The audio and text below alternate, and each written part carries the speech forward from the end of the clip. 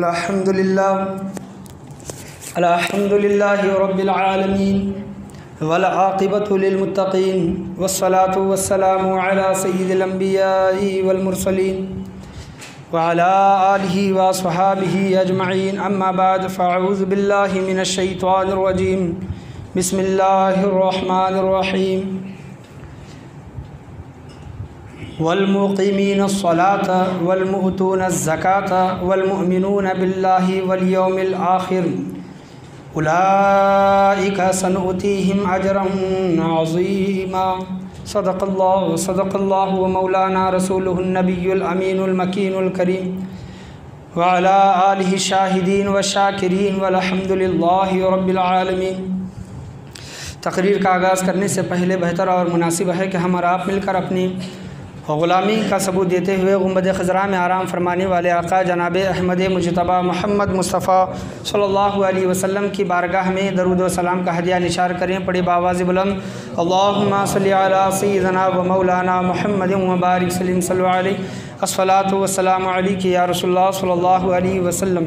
और एक मरतबा बुलंद आवाज़ से नबी और आले नबी की बारगाह में दरूद व सलाम का हदिया निशार करें। अल्लाहुम्मा सल्लि अला सय्यिदना व मौलाना मुहम्मद व बारिक सल्लल्लाहु अलैहि अस्सलातु वस्सलामु अलैका या रसूलल्लाह सल्लल्लाहु अलैहि वसल्लम। रमज़ानुल मुबारक का ये दूसरा जुमा चल रहा है और आज का मेरा मौजू ज़कात के मुताल्लिक़ है कि अल्लाह तबारक व तआला ज़कात के मुताल्लिक़ कुरान मजीद फ़ुरक़ान हमीद में क्या इरशाद फरमाता है और अहादीस करीमा हुज़ूर सल्लल्लाहु तआला अलैहि वसल्लम की क्या बयान करती हैं। और ये एक आपको मैं बात बताना चाहूँ कि सिर्फ़ कुरान में ज़कात का हुक्म 82 मरतबा आया है, 82 मरतबा नमाज के साथ। जब नमाज का ज़िक्र किया गया, अल्लाह तबारक व तआला ने नमाज का हुक्म इरशाद फरमाता है तो नमाज के साथ साथ ज़कात का भी हुक्म फरमाता है। अक़ीमुस्सलात व आतुज़्ज़का, अक़ीमुस्सलात व आतुज़्ज़का, अक़ीमुस्सलात व आतुज़्ज़का। ऐसा कुरान करीम फ़ुरक़ान हमीद में नमाज के साथ साथ 82 मरतबा ज़कात का हुक्म आया है। तो इस पर ही हम समझ सकते हैं कि ज़कात हमारे लिए कितनी अहमियत रखती है, मालदारों के लिए। और इस्लाम के 5 अरकान हैं, कलिमा, नमाज, रोज़ा, हज, ज़कात, यह है ना। तो इसमें से हम एक का भी इनकार कर देंगे तो हम मुसलमान हो नहीं सकते, यानी ईमान से खारिज हो जाएंगे, इनकार कर देंगे। ज़कात उस पर फ़र्ज़ है जो मालदार है, हज उस पर फ़र्ज़ है जो वहाँ पर जाकर आने की ताकत रखता है, पैसे माल व दौलत रखता है, और मतलब ताकत यानी जिस्मानी ताकत भी रखता है, तो उस पर हज फ़र्ज़ है। और रोज़ा भी उस पर फ़र्ज़ है जो हट्टा कट्टा है, बीमार नहीं है, चल फिर सकता है, रोज़े रख सकता है उस पर। तो ज़कात ये एक ऐसी चीज़ है कि आप समझ लीजिए इस्लाम की बुनियाद है। ये बुनियाद के मिसाल के तौर पर एक घर है और घर वो 4 खंभों पर, 5 खंभों पर खड़ा है और एक खंभा निकाल देंगे तो घर कमज़ोर हो जाएगा या फिर गिर भी सकता है। तो इसी तरह ये इस्लाम की मिसाल है कि अगर किसी एक चीज़ का भी इनकार कर देंगे तो हम ईमान से खारिज हो जाएंगे, हमारा ईमान कमज़ोर पड़ जाएगा। तो ज़कात इतनी अहमियत रखती है कि अल्लाह तबारक व तआला कुरान मजीद फ़ुरक़ान हमीद में बार बार इरशाद फरमाया है कि ज़कात अदा करो, ज़कात अदा करो। वो ज़कात यानी वो माल व दौलत में से ज़कात दो जो हमने तुम्हें अता की है। व मिम्मा रज़क़नाहुम युनफ़िक़ून, ये अलिफ लाम मीम का जो सूरा है, व मिम्मा रज़क़नाहुम युनफ़िक़ून, अल्लाह तबारक व तआला फरमाता है और वो लोग उसमें से खर्च करते हैं जो हमने उनको दिया है। यानी दुनिया में हमारे पास जितना भी माल और दौलत है वो अल्लाह तबारक व तआला का अता किया हुआ है। जब अल्लाह ने हमें अता किया है, अल्लाह तबारक व तआला दे रहा, अल्लाह तबारक व तआला कह रहा है कि हमने तुम्हें अता किया है तो हमारे राह में, हमारे रास्ते में खर्च करो, तो हमें खर्च करना चाहिए। जब लेने की बारी आती है तो हम लेते हैं, लेकिन जब देने की बारी आती है तो हम कहीं ना कहीं बचने की कोशिश करते हैं और उज़र तलाश करने की कोशिश करते हैं कि किसी तरह हमारा माल बच जाए या फिर किसी तरह हमारे अखराजात बच जाए। लेकिन अल्लाह तबारक व तआला तो दिलों का हाल जानने वाला है। मैंने खुतबे के बाद जो आयत करीमा का शर्फ हासिल किया 82 आयतें आई हैं, लेकिन मैंने सिर्फ एक आयत का इंतखाब किया है। अल्लाह तबारक व तआला छठे पारे में इरशाद फरमाता है, औज़ु बिल्लाहि मिनश शैतानिर रजीम, बिस्मिल्लाहिर रहमानिर रहीम, वल मुक़ीमीनस्सलाता वल मुअतूनज़ ज़कात। यानी जो नमाज़ पढ़ते हैं और ज़कात अदा करते हैं, जो नमाज़ पढ़ते हैं और ज़कात अदा करते हैं, अल्लाह तबारक व तआला आगे फरमाता है, वल मुअमिनून बिल्लाहि वल यौमिल आखिर। जो ईमान वाले हैं, अल्लाह पर ईमान रखते हैं और आखिरत पर ईमान रखते हैं। वल यौमिल आखिर, क़यामत के दिन पर ईमान रखते हैं। क़यामत के दिन पर ईमान रखते हैं, यह ऐसा क्यों कहा? जो ये ईमान अक़ीदा रखता है कि बरोज़ महशर, बरोज़ क़यामत हमें हिसाब व किताब देना है, हमने जितना माल कमाया है, जितना माल खर्च किया है, अल्लाह की बारगाह में उसे उसका हिसाब व किताब देना है। जो ये ईमान रखते हैं अल्लाह तबारक व तआला उनके बारे में इरशाद फरमाता है, वल मुअमिनून बिल्लाहि वल यौमिल आखिर। जो ईमान वाले हैं, अल्लाह पर ईमान रखते हैं, आखिरत पर ईमान रखते हैं, उलाइका सनुअतीहिम अजरन अज़ीमा, अन करीब हम उन्हें अजर अज़ीम अता करेंगे, बड़ा अजर, बड़ा सवाब उन लोगों को अता करेंगे। तो किन चीज़ों का जिक्र हुआ? नमाज का, ज़कात का, अल्लाह पर ईमान रखने का, आखिरत पर ईमान रखने का। ये 4-5 चीज़ों का जिक्र हुआ और इन 4-5 चीज़ों में से मैं जो आपके सामने बयान करने के लिए खड़ा हुआ हूँ वो ज़कात है। अल्लाह फरमाता है, वल मुक़ीमीनस्सलाता वल मुअतूनज़ ज़कात। जो नमाज़ पढ़ते हैं और ज़कात अदा करते हैं उनके लिए बड़ा अजर अल्लाह तबारक व तआला ने रखा है। और अल्लाह तबारक व तआला 10वें पारे में तर्जुमा मैं आपके सामने पढ़ना चाहूँगा। अल्लाह तबारक व तआला फरमाता है कि बरोज़ महशर, बरोज़ क़यामत अल्लाह तबारक व तआला जो लोग दुनिया में माल बचा कर रखते हैं, अपने मालों का ज़कात अदा नहीं करते, तो अल्लाह तबारक व तआला वो माल जहन्नम की आग में जलाएगा, तपाएगा। उस सोने और चांदी को, सोने और चांदी को जो हम जमा करते हैं, सोने और चांदी को तपाएगा, माल तपाएगा और हमारी पीठों को, हमारी करवटों को अल्लाह तबारक व तआला दागेगा वो माल से। जैसा जिस तरह चटका, जैसा हम कहते हैं ना दुनिया में चटका जो देते हैं, उस तरह जहन्नम की आग से अल्लाह तबारक व तआला हमारे जिस्मों को दागेगा।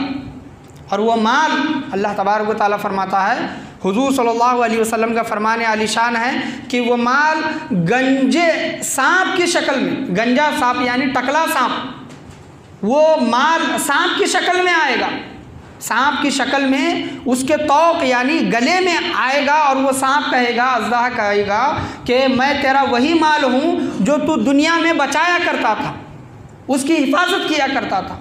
बाहर शरीयत में आया है गंजा सांप क्यों कहा गया?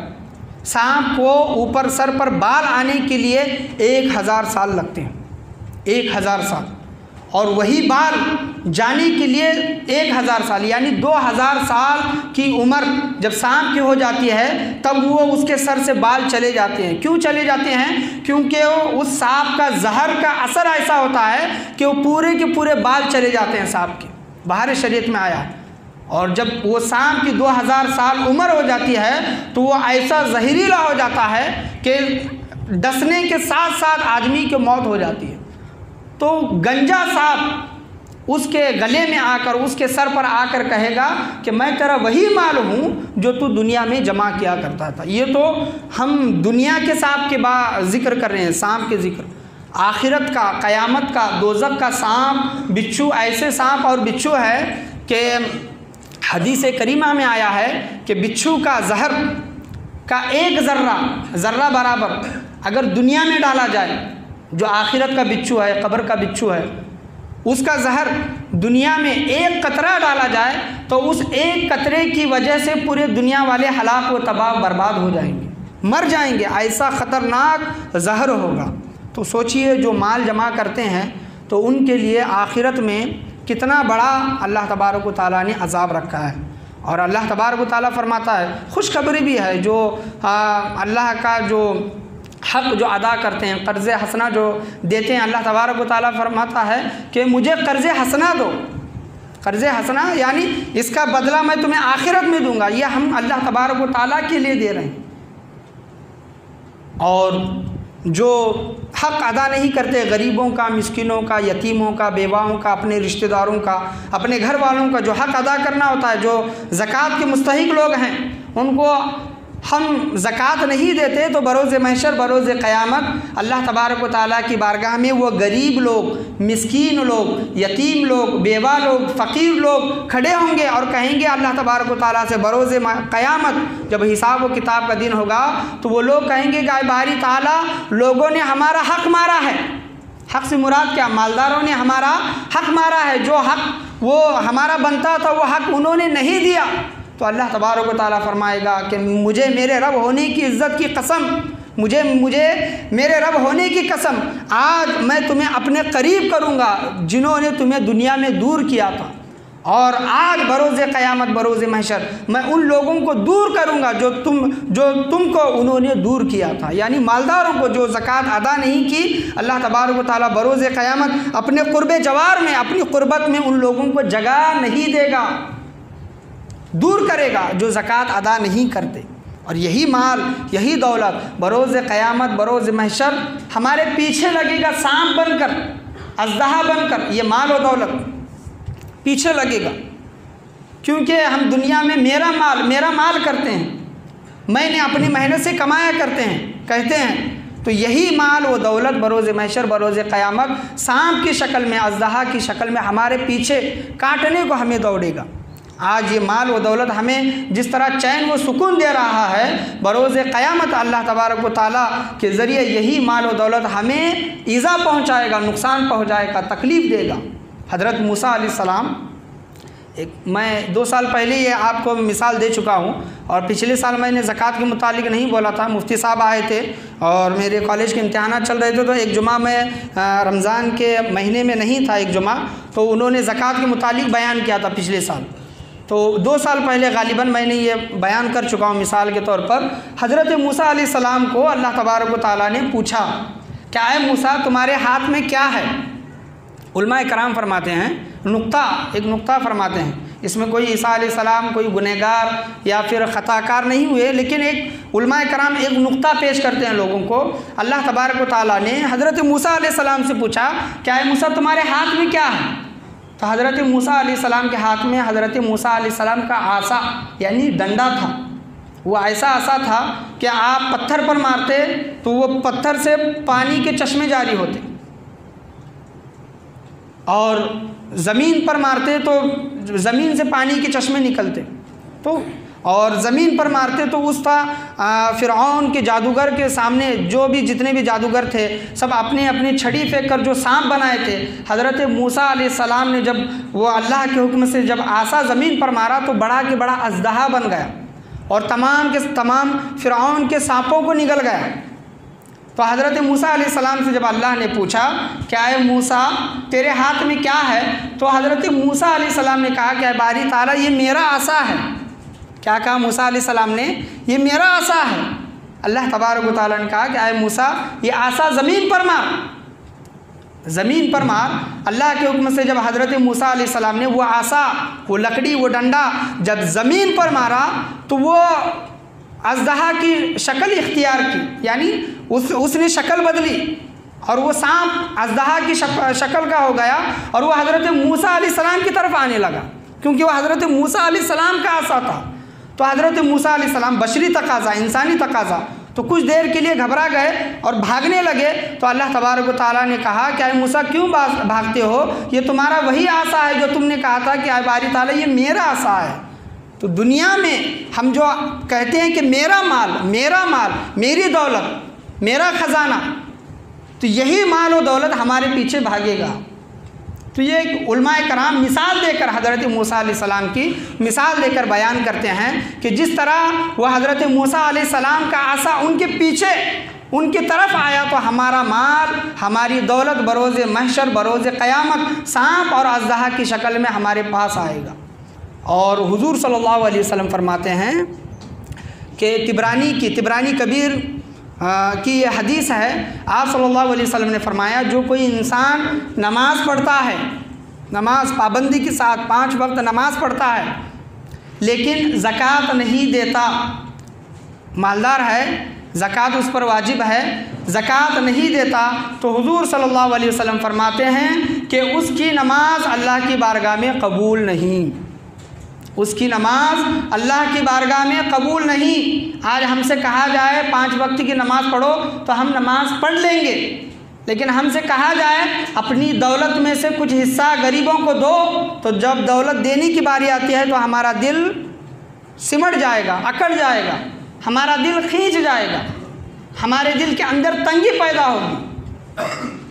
तो हमें जिस तरह अल्लाह की इबादतें करते हैं, नमाज़ें पढ़ते हैं, उसी तरह अल्लाह की राह में माल भी खर्च करना चाहिए।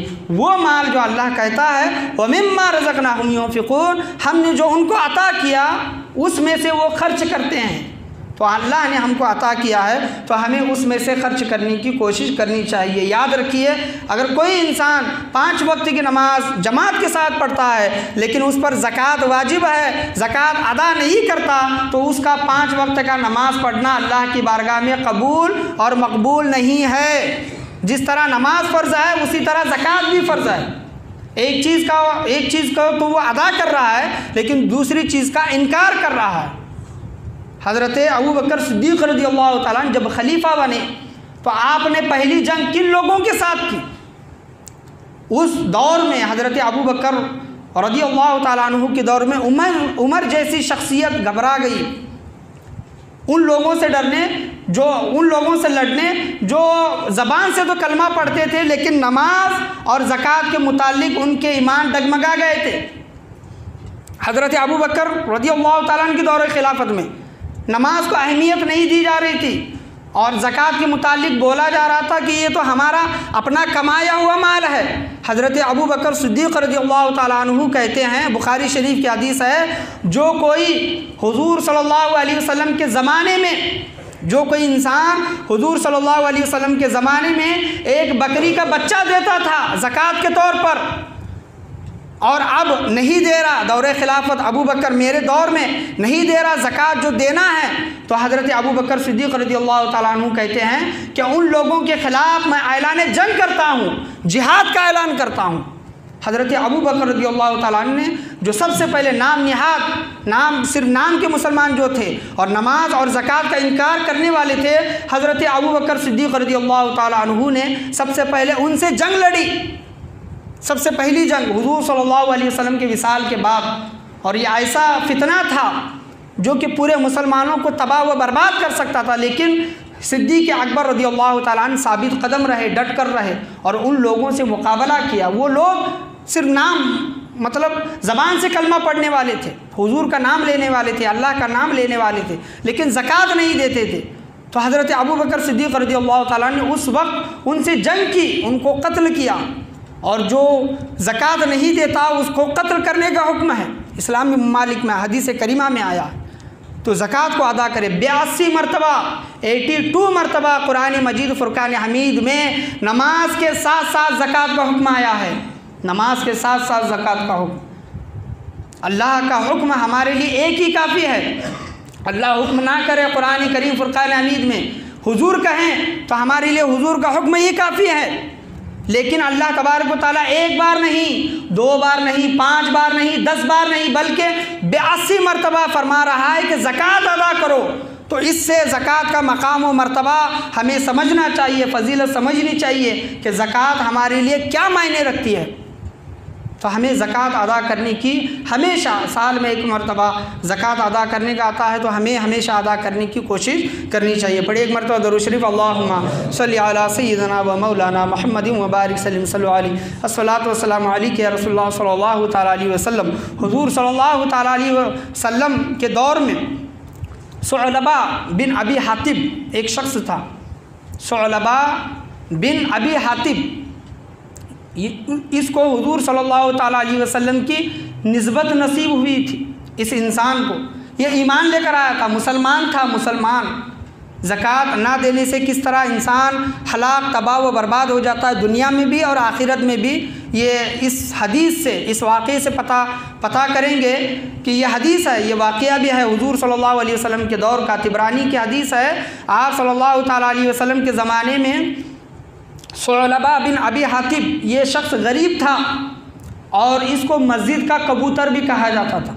मस्जिद का कबूतर इस वजह से कि हमेशा मस्जिद में रहते थे और अल्लाह का जिक्र करते रहते थे। उनके दिल में ख्याल आया कि मैं भी मालदार हूँ, तो हुजूर सल्लल्लाहु अलैहि वसल्लम की बारगाह में आया और कहने लगा कि या रसूलुल्लाह सल्लल्लाहु अलैहि वसल्लम, मैं दौलतमंद बन जाऊँ, मैं मालदार हो जाऊँ, तो मेरे लिए दुआ कीजिए कि अल्लाह मुझे दौलत अता करे, मालदार करे। तो हुजूर ने फरमाया कि ऐ सौलबा, ज़्यादा दौलत से बेहतर है कि इंसान के पास कम दौलत हो। ज़्यादा दौलत से अच्छा है कि इंसान के पास कम दौलत हो। क्यों? हुजूर सल्लल्लाहु अलैहि वसल्लम की हदीस है कि बरोज़ महशर, बरोज़ क़यामत, जन्नत में अमीरों से पहले गरीब, क्या अमीरों से पहले गरीब जन्नत में आधा दिन पहले जन्नत में जाएंगे, दाखिल होंगे। आधा दिन पहले जन्नत में दाखिल होंगे। और वो आधा दिन कितने दिनों पर मुश्तमिल है? 500 साल पर मुश्तमिल है। यानी गरीब अमीर से जन्नत में 500 साल पहले जन्नत में जाएगा। क्यों? क्योंकि उसके पास कम माल व दौलत है, हिसाब व किताब कम है। जिसके पास माल व दौलत ज़्यादा है, अल्लाह तबारक व तआला बरोज़ महशर, बरोज़ क़यामत उसके साथ हिसाब व किताब उतना लेगा कि तेरे पास इतनी माल व दौलत थी तो तूने कमाया कैसे और ख़र्च कैसे किया। तो हुजूर ने कहा कि ज़्यादा दौलत से बेहतर है कि इंसान के पास कम दौलत हो। वो चला गया सौलबा। कुछ दिनों के बाद फिर आया और कहने लगा कि या रसूलल्लाह, गरीबी बढ़ती जा रही है, गुजारा नहीं हो रहा, लिहाजा मालदार होने के लिए दुआ कीजिए। हुजूर ने दुआ की कि ऐ बारी ताला सौलबा को मालदार कर दे। और कुछ दिनों के बाद सौलबा ने बकरी ख़रीदी और बकरी कीड़े जैसा पैदा होते हैं, कीड़ों की जैसा पैदावार होती है, बकरियों में इस तरह इजाफा हुआ। और किताबों में आया है कि सौलबा मस्जिद में रहा करते थे, बकरियों की वजह से मस्जिद के बाजू रूम ले ली और बकरियां इतनी बड़ी कि उनको जंगल को जाना पड़ा और वो हमेशा मस्जिद में रहा करते थे। तो कभी 5 में से 2 नमाज़ें 3 नमाज़ें अदा करने के लिए मस्जिद को आया करते। और कुछ ऐसा वक्त आया कि सिर्फ जुमा को आने लगे। बकरियां इतनी बड़ी कि जंगल में चले गए, बकरियां पालने लगे और सिर्फ जुमा को आने लगे। और कुछ दिनों के बाद जुमा भी छोड़ दी। तो हुजूर सल्लल्लाहु अलैहि वसल्लम साल में एक मरतबा सहाबा कराम को दूर दराज इलाक़ों में भेजा करते और ज़कात का माल वसूल करने के लिए भेजा करते। जब सहाबा कराम हुजूर के नुमाइंदे सौलबा के पास जब पहुँचे और ज़कात का मुतालबा किया तो सौलबा ने कहा कि ये तो टैक्स है, ज़कात नहीं, ये तो टैक्स मांग रहे हैं, तो लिहाजा मैं सोच समझ कर जो भी है मैं अदा करूँगा। ये तमाम मामला हुजूर की बारगाह में जब आकर पेश किया सहाबा ने, तो हुजूर सल्लल्लाहु अलैहि वसल्लम ने कहा कि सौलबा अफसोस है, सौलबा अफसोस है तुम पर। और अल्लाह तबारक व तआला की आयतें उतरी, वमिनहुम मन आहदल्लाहु लइन आताना मिन फदली लनसद्दक़न्न व लनकूनन्न मिनस सालिहीन फलम्मा आताहुम बिही बख़ीलू बिही वतवल्लौ वहुम मुअरिदून। जो हम उनको माल अता करते हैं तो वो माल के मुतालिक कहते हैं कि ये तो टैक्स है, अदा नहीं करते, बुख़्ल करते हैं, कंजूसी करते हैं। तो जब ये अल्लाह की ये आयतें उतरी और जब सौलबा को पता चला तो वो पूरी अपनी जितना माल होता है उतनी ज़कात निकाल कर हुजूर की बारगाह में आए, और ज़कात पेश की। तो हुजूर ने इनकार कर दिया, कहा कि अल्लाह तबारक व तआला तुम्हारी ज़कात को कबूल नहीं करता, क्योंकि उन्होंने इनकार किया था। हुजूर ने सहाबा को भेजा था तो वो ज़कात का इनकार कर दिया और हुजूर से दूर हो गए, चले गए लेकर। जब हज़रत अबू बकर का दौर आया तो माल ज़कात लेकर आए। तो हज़रत अबू बकर ने कहा कि जब अल्लाह और उसके रसूल ने इनकार किया है तो मैं कौन हूँ लेने वाला। हज़रत अबू बकर ने भी भेज दिया। हज़रत उमर का जब दौर आया तो हज़रत उमर ने भी वही जवाब दिया, जब अल्लाह उसका रसूल और हज़रत अबू बकर ने तुम्हारा माल ज़कात का माल नहीं लिया तो मैं क्यों लूँ तुम्हारा माल। तो इसी तरह उनको लौटा दिया गया और हज़रत उस्मान के दौर में वो मतलब मर गए, यानी हलाक हो गए, तबाह हो गए, बर्बाद हो गए। हुजूर सल्लल्लाहु ताला अलैहि वसल्लम का फरमान सच्चा साबित हुआ। तो जो कोई इंसान तो वो था जिसको हुजूर सल्लल्लाहु अलैहि वसल्लम की सोहबत हासिल हुई थी, लेकिन तबाह व बर्बाद किसने किया? माल व दौलत ने तबाह व बर्बाद किया। तो आज हम पंजगाना नमाज़ पढ़ते हैं, अच्छी सोहबतों में बैठते हैं, तो हमें चाहिए कि पूरे इस्लाम के जो अहकाम हैं, इस्लाम की जो 5 चीज़ें बुनियाद हैं, कलिमा, नमाज, रोज़ा, हज, ज़कात, अगर हमारे पास माल और दौलत, ताकत, जिस्मानी ताकत वगैरह है तो हमें हज करना चाहिए, हमें ज़कात देना चाहिए, हमें रोज़ा रखना चाहिए, हमें नमाज़ पढ़ना चाहिए। इन 5 चीज़ों में से किसी भी चीज़ का हम इनकार नहीं कर सकते। अगर इनकार करेंगे तो हमारा खात्मा बुरा होगा, बुरा होगा।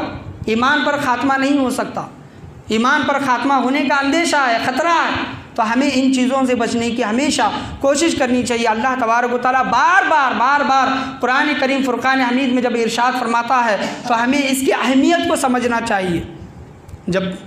जब कोई माँ अपने बच्चे से कहती है कि बेटा वो चीज़ ना कर, तो बच्चा समझ जाता है कि माँ के कहने में कोई ना कोई चीज़ है, कोई ना कोई हकीकत है, अहमियत है।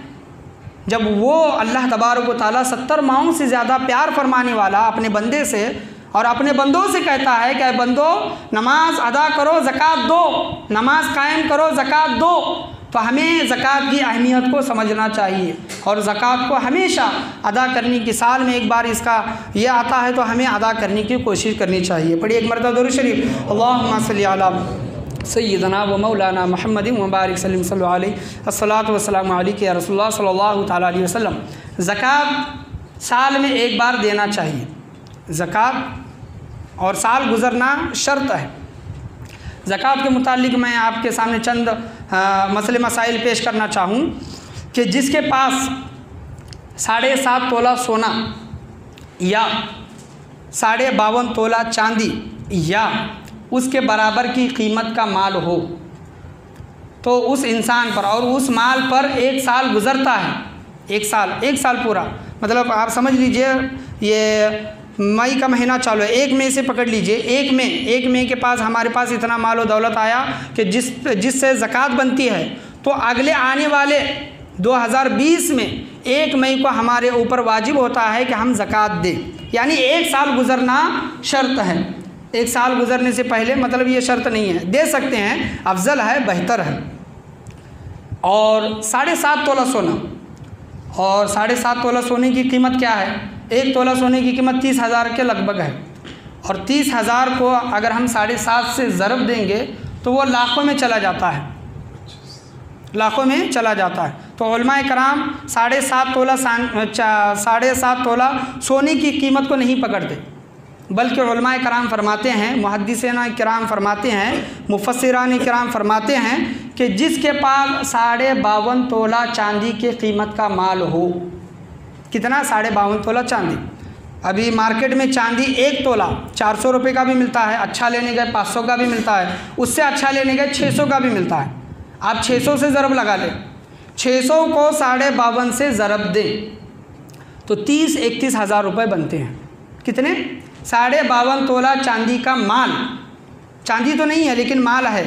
और आज हर एक की मतलब हालत अल्लाह तबारक व तआला की अता से अक्सर लोगों की हालत अच्छी है।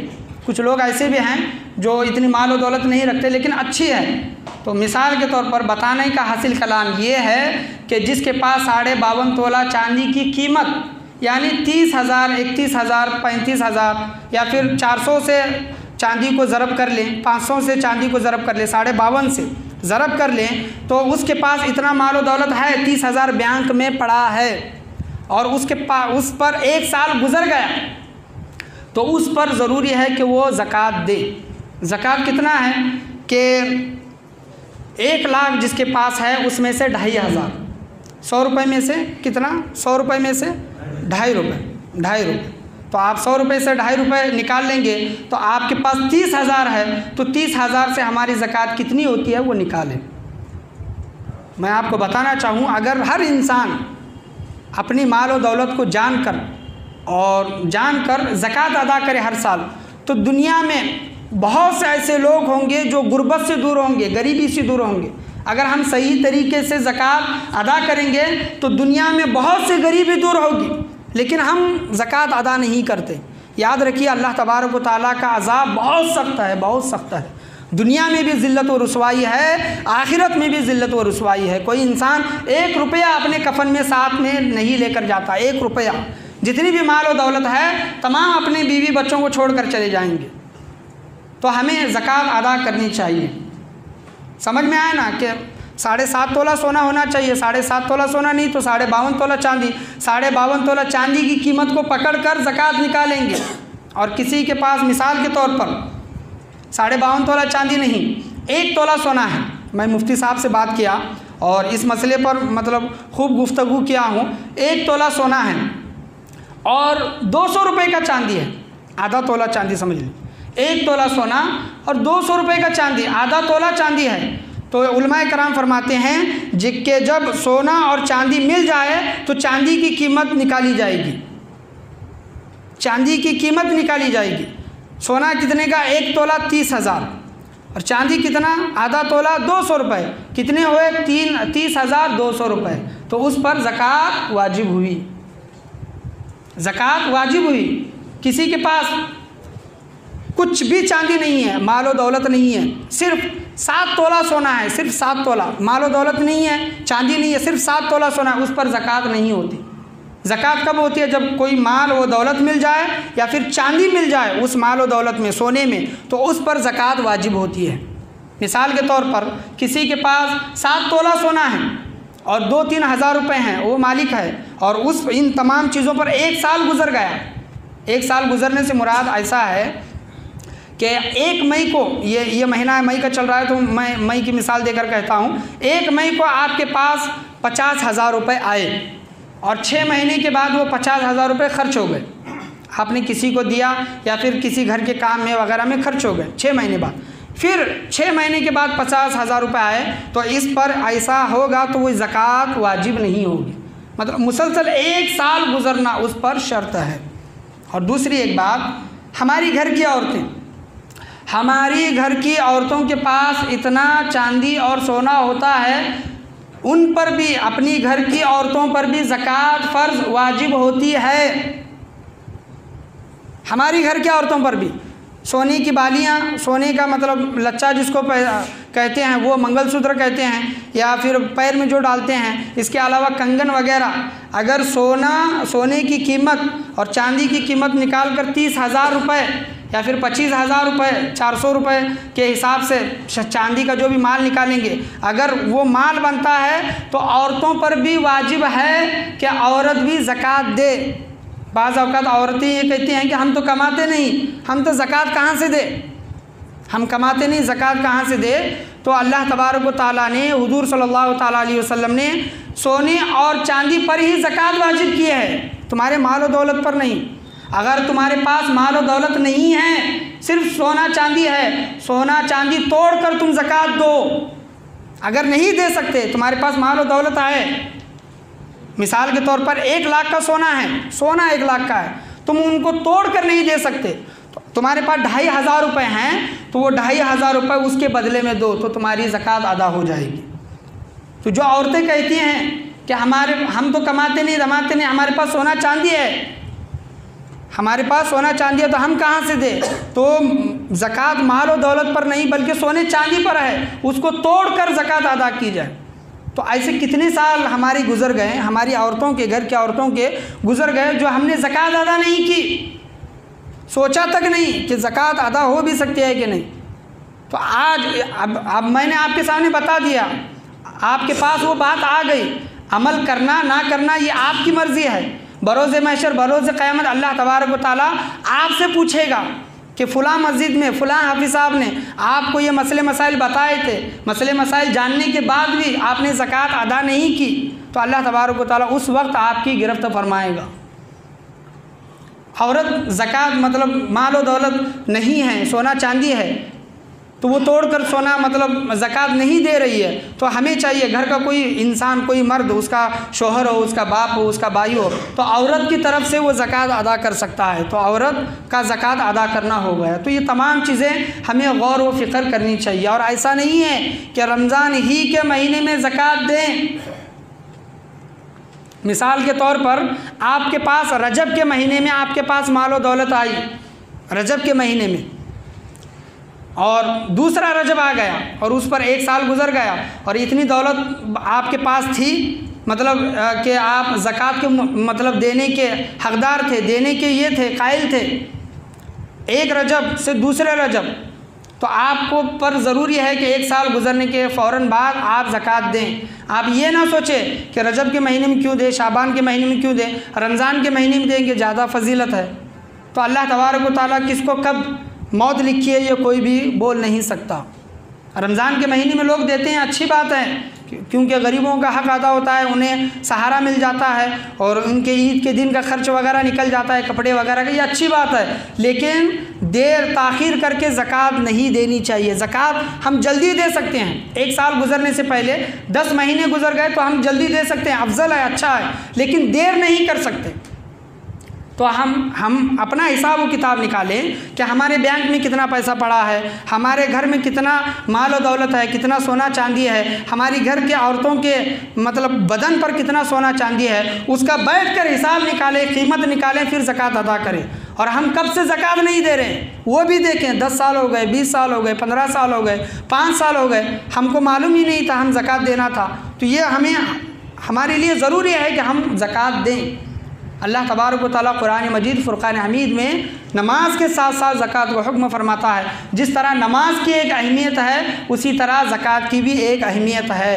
इस्लाम इन 5 चीज़ों पर ठहरा हुआ है, कलिमा, नमाज, रोज़ा, हज, ज़कात। इसमें से एक भी चीज़ को हटा देंगे, चाहे वो ज़कात हो, चाहे रोज़ा हो, चाहे हज हो, चाहे नमाज हो, चाहे कलिमा हो, तो इस्लाम वो बाकी नहीं रहेगा, हमारा ईमान बाकी नहीं रहेगा। जिस तरह एक इमारत 4 खंभों पर 5 खंभों पर रहती है, एक खंभा निकाल दे तो वह इमारत गिर जाएगी, कमज़ोर हो जाएगी, गिर जाएगी। इसी तरह हमारा ईमान भी ख़त्म हो जाएगा अगर किसी एक चीज़ का हम इनकार करते हैं। जिस पर कर्ज़ा है, कर्ज़ा भी होता है, माल और दौलत है लेकिन कर्ज़ा है, उसके लिए माफ़ है जब तक वो मतलब कर्ज़ दूसरों लोगों का अदा नहीं करता। और भी बहुत से पेचीदा, बहुत से ज़कात के मसाइल, पेचीदा मसाइल हैं, मुश्किल मसाइल हैं, इंशाअल्लाह अज़्ज़ व जल और भी बयान करने की कोशिश की जाएगी। यहाँ पर किताबें रखी हैं, नमाज के मुतालिक है, शब क़द्र, रमज़ान के मुतालिक, ईद के मुतालिक, ईदैन के मुतालिक, एतकाफ़ के मुतालिक, शब क़द्र के मुतालिक और ज़कात के मुतालिक भी हदीस करीमा की एक किताब है। 5 किताबें यहाँ पर मेंबर पर रखी जाएंगी इंशाअल्लाह। पूरे महीने में 5-10 मिनट निकाल कर आप उन किताबों को पढ़ने की कोशिश करें, ख़ासकर ज़कात के मुतालिक।